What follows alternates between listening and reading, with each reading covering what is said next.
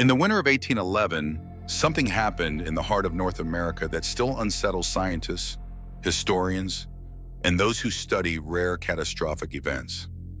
Without warning, the ground beneath the central United States began to move. Not a single tremor, not an isolated shock, but a sequence of massive earthquakes so powerful they reshaped the land itself. Between December of 1811 and February of 1812, the new Madrid Seismic Zone unleashed a series of earthquakes estimated to be among the strongest ever recorded in North America. Entire towns were destroyed. Forests collapsed. The Mississippi River surged violently, and in some places, eyewitnesses reported that it appeared to flow backward. These were not coastal quakes. They were not boundary faults. They occurred deep within the interior of the continent, in a region previously believed to be stable. That fact alone makes the new Madrid earthquakes unusual. But what makes them unforgettable is how they were experienced by the people who lived through them. Accounts from the time describe the ground rolling in visible waves, church bells ringing hundreds of miles away, chimneys collapsing across vast distances, people unable to stand as the earth moved beneath their feet. Aftershocks continued for months. Some historians estimate that more than 2,000 significant tremors were felt over the course of the event. This wasn't a single disaster. It was a sustained period of instability, and it happened at a moment when people were already watching the sky. In 1811, one of the brightest comets ever recorded became visible to the naked eye. The Great Comet of 1811, sometimes referred to in history as Napoleon's Comet, it dominated the night sky for months. It was seen across Europe, Asia, and North America. And for many who witnessed it, the timing felt impossible to ignore. As earthquakes continued to shake the land below, a brilliant comet hung overhead, an object so bright it could be seen even through clouds. At the time, comets were widely viewed as omens, not because people were ignorant, but because celestial events had historically coincided with periods of upheaval, war, and disaster. The Great Comet of 1811 was no exception. It appeared during a time of global tension, massive political change, and, in North America, the most powerful earthquakes the continent had ever experienced. Some Native American traditions, including those associated with Tecumseh and his confederation, interpreted celestial signs as warnings or markers of great change. This comet later became linked in popular history to Tecumseh's name, not because it caused events, but because people at the time believed it signaled them. That distinction matters. We are not talking about causation. We are talking about perception. Because when the ground beneath you is violently shifting, and the sky above you is filled with something unfamiliar and overwhelming, the human mind searches for meaning, and meaning shapes memory. What do you think? If you lived through weeks of earthquakes while a brilliant comet dominated the night sky, how would you interpret that moment? Would you see coincidence or connection? As we move deeper into this event, we'll examine what actually happened beneath the Earth's surface, why the Mississippi River behaved the way it did, and why scientists still take the new Madrid Seismic Zone seriously today. Because the most unsettling question isn't what happened in 1811, it's whether something like it could ever happen again. To understand why the new Madrid earthquakes remain so important, we need to look at what actually happened beneath the surface of the continent. The earthquakes of 1811 and 1812 did not occur along the edges of tectonic plates, where most major seismic activity is expected. They occurred in the interior of North America. This region sits atop an ancient fault system, a failed rift zone buried deep beneath layers of sediment, left over from an earlier attempt by the continent to split apart hundreds of millions of years ago. Most of the time, these ancient structures remain quiet, but under the right conditions, stress can build silently for centuries. When it releases, the results can be sudden and enormous. The first major earthquake struck just after 2 o'clock in the morning on December 16, 1811. People were thrown from their beds. Homes collapsed. The shaking was felt as far away as Washington, D.C. Then it happened again and again. Major shocks followed in January and February of 1812, with thousands of aftershocks in between. What made these earthquakes especially destructive was the geology of the region. Much of the Mississippi River Valley is composed of loose, water-saturated sediment. When intense shaking occurs in this kind of ground, the soil can lose its strength entirely, a process known today as liquefaction. The land behaves like a liquid.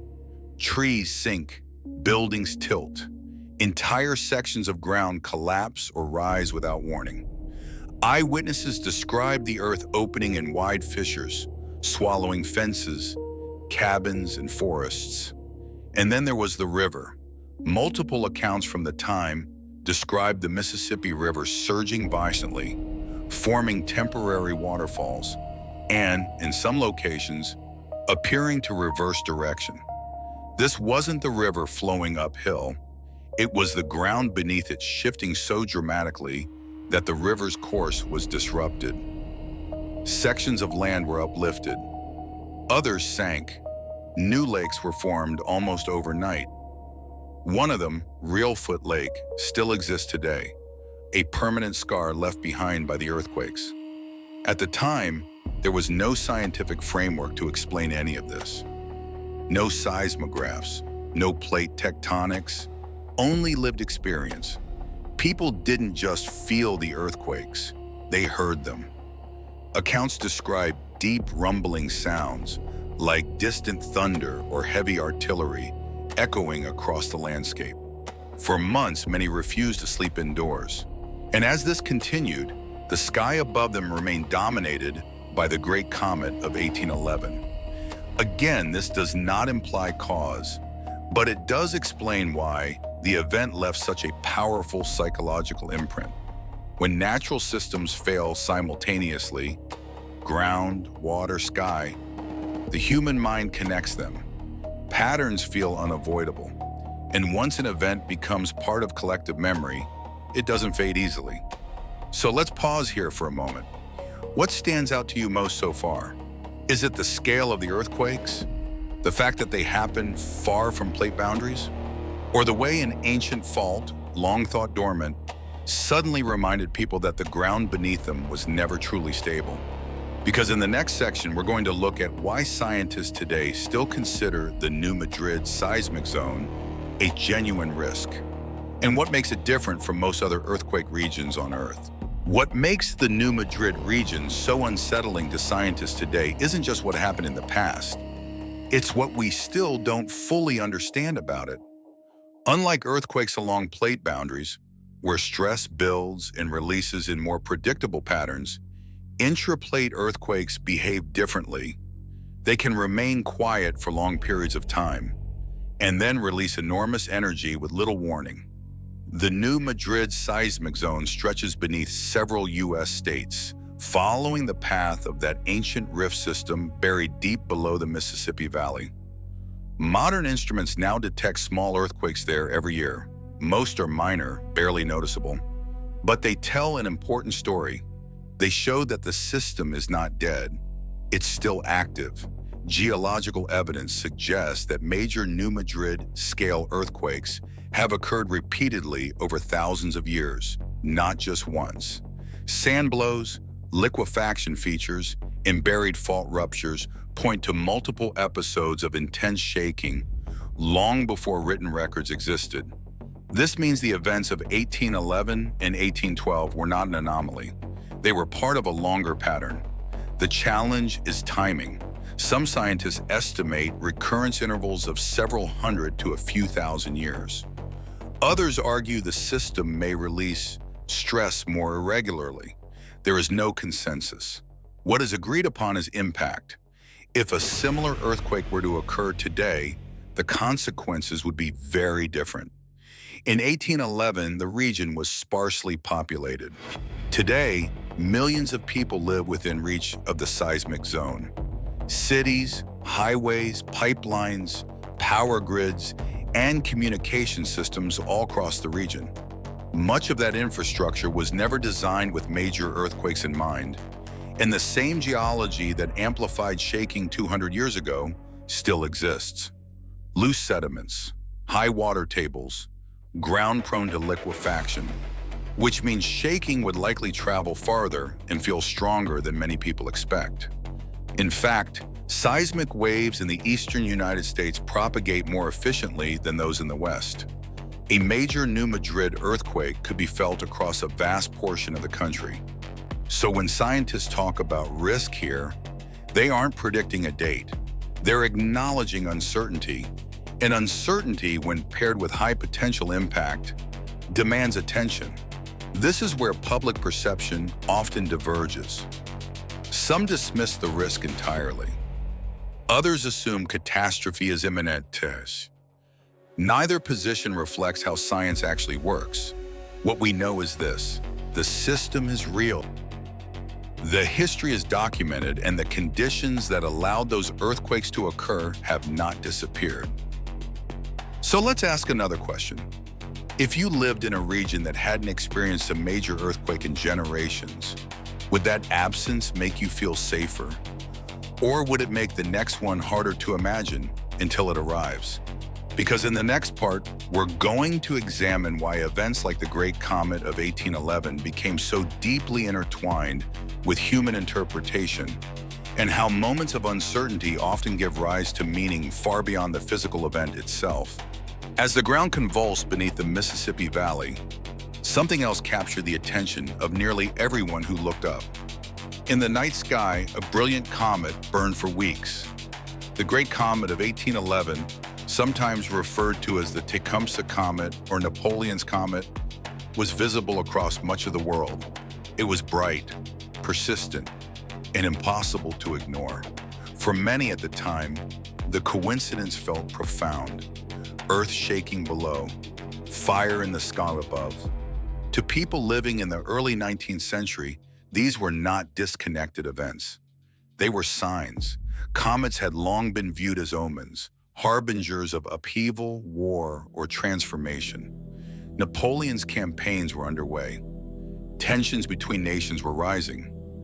Indigenous leaders, including Tecumseh, were warning of change and conflict. When the earthquakes began soon after the comet's appearance, it reinforced a powerful narrative that something larger was unfolding. Now, from a modern scientific standpoint, comets do not cause earthquakes. There is no evidence that celestial bodies trigger seismic activity on Earth. But that distinction between cause and interpretation is important, because while the physical mechanisms may be separate, the human experience is not. In moments of uncertainty, people search for meaning. They connect events. They look for patterns, especially when those events disrupt the foundations of daily life. And the New Madrid earthquakes did exactly that.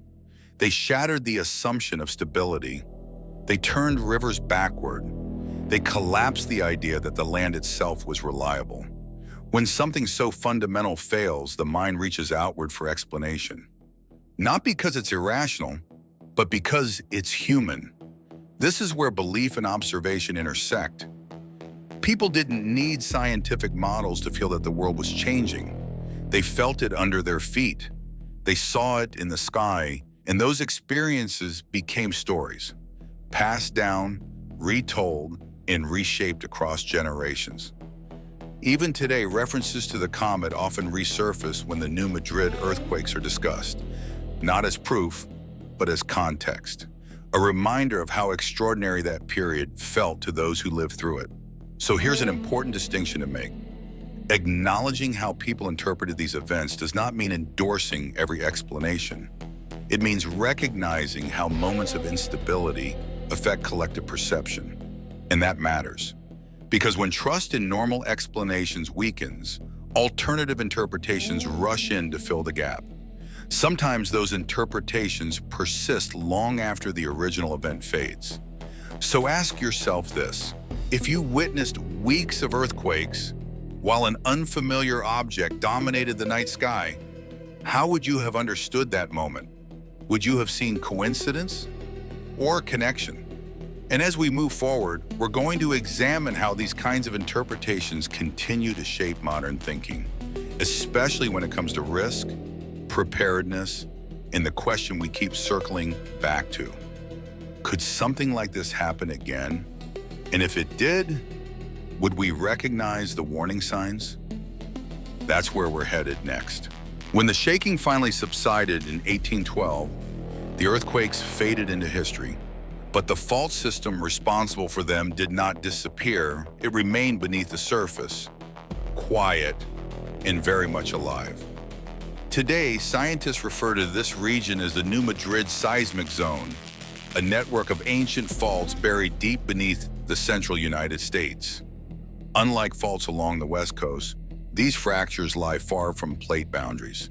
That makes them harder to study, and in some ways more dangerous, because earthquakes in the middle of a continent behave differently. Seismic waves travel farther. They lose less energy, which means a major quake in this region could be felt across dozens of states. Modern instruments now monitor the new Madrid Seismic Zone continuously, and what they've found is important. The region still produces thousands of small earthquakes every year. Most are too weak to be felt, but they are not random. They trace the same fault lines responsible for the 1811 to 1812 events. Geological studies also reveal evidence of earlier major earthquakes, long before written records. Sand blows, liquefaction features, deformed sediment layers, all pointing to repeated episodes of intense shaking over thousands of years. This tells us something critical. The new Madrid earthquakes were not a one-time anomaly. They were part of a recurring pattern. The question is not if the region can produce large earthquakes. It already has. The question is when it might happen again, and what that would mean in a modern world. Because the landscape has changed dramatically since the early 1800s. Cities now sit atop soft sediment. Bridges span major rivers. Pipelines, power grids, and communication networks cross the fault zone. A major earthquake today would not just reshape the land, it would disrupt systems we rely on every hour of every day. This is why emergency planners still take New Madrid seriously, why engineers model worst-case scenarios, and why federal agencies continue to prepare for events that, on the surface, feel distant. But history tells us otherwise. Long periods of quiet do not mean safety. They often mean stored energy. And that brings us to an uncomfortable reality. If an earthquake comparable to those of 1811 to 1812 occurred today, the consequences would extend far beyond the Mississippi Valley. Economic shock, infrastructure failure, long-term displacement, not because civilization is fragile, but because it's interconnected. So let me ask you something. How often do we confuse silence with stability? And if the ground beneath our feet has failed before without warning, what makes us so certain it won't happen again? As we move forward, we'll look at modern signals, historical cycles, and what scientists are watching right now. Not to predict a date, but to understand the risk we're already living with. When scientists talk about earthquake risk, they rarely speak in absolutes. They talk in probabilities, time windows, and incomplete information, because the Earth does not operate on human schedules. In the case of the New Madrid Seismic Zone, researchers estimate that large earthquakes have occurred here roughly every several hundred years. Not regularly, not predictably, but repeatedly. Some studies suggest intervals of 500 to 1,000 years between major events. Others argue the cycles are more irregular. What complicates matters is that the last major sequence happened just over 200 years ago. Geologically speaking, that is recent. And yet, for most people alive today, it feels like ancient history. This disconnect is part of the challenge. Human memory fades faster than geological processes. Modern monitoring shows that stress continues to accumulate along the fault system. GPS measurements detect slow crustal movement. Microseismic activity persists. Nothing dramatic, nothing cinematic, just subtle signals that something beneath the surface has not fully settled. And this is where interpretation becomes difficult. Some scientists believe the new Madrid faults are gradually losing energy. Others argue they are reloading for another major release. Both views are based on real data, and neither can offer certainty. Earthquakes do not announce themselves. They do not escalate neatly. They arrive when conditions align, often without warning. This is why comparisons to other intraplate earthquakes matter. Events in places like China, India, and eastern Canada show that powerful quakes can strike far from plate boundaries. And when they do, their effects are often underestimated. Now consider the Mississippi River. In 1811 and 1812, witnesses described it flowing backward, not metaphorically, physically. The ground uplifted beneath it. Shock waves displaced massive volumes of water. Sand blows erupted across the floodplain. These are not minor disturbances. They are signatures of extreme ground failure. If similar deformation occurred today, navigation, levees, and flood control systems would be severely compromised. So here's the question that often goes unspoken. Are we prepared for events that fall outside our everyday experience? Or do we assume that because something hasn't happened recently, it won't happen again? History suggests otherwise, and that brings us back to perception. When people hear about seismic risk, reactions tend to split in two directions. Some dismiss it entirely. Others assume catastrophe is imminent. Neither response is particularly helpful. The reality lies somewhere in between. Uncertainty does not mean danger is imaginary. It means we don't fully understand the timetable. And that uncertainty is exactly why scientists continue to study New Madrid so closely. Because understanding risk isn't about predicting the future. It's about recognizing patterns and asking the right questions before the ground forces the issue. So what do you think? Do long, quiet periods make events less likely, or do they simply make them easier to forget? In the final stretch, we'll examine how history, science, and interpretation collide, and why New Madrid still matters today. When we look back at the New Madrid earthquakes of 1811 and 1812, it's tempting to see them as relics of a distant past, an isolated disaster, a moment frozen in history. But the reason this event continues to attract attention isn't because of how dramatic it was. It's because of how unexpected it was.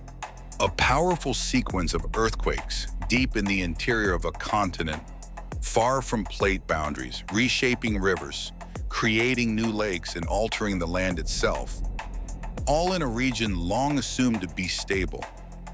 That assumption is what makes New Madrid different and unsettling. The people who lived through those earthquakes didn't have warning systems or scientific explanations. They had only experience. The ground moved, the river changed direction, the land failed beneath them, and above it all, a brilliant comet burned in the sky, not as a cause, but as a symbol people could not ignore. Together, those elements became memory, and memory became story. Today, we understand much more about the Earth than they did. We can map faults, measure stress, model possible outcomes. But understanding does not eliminate uncertainty, it refines it. New Madrid reminds us that the Earth doesn't need constant activity to remain dangerous. It can stay quiet for generations, and then change everything in a matter of moments.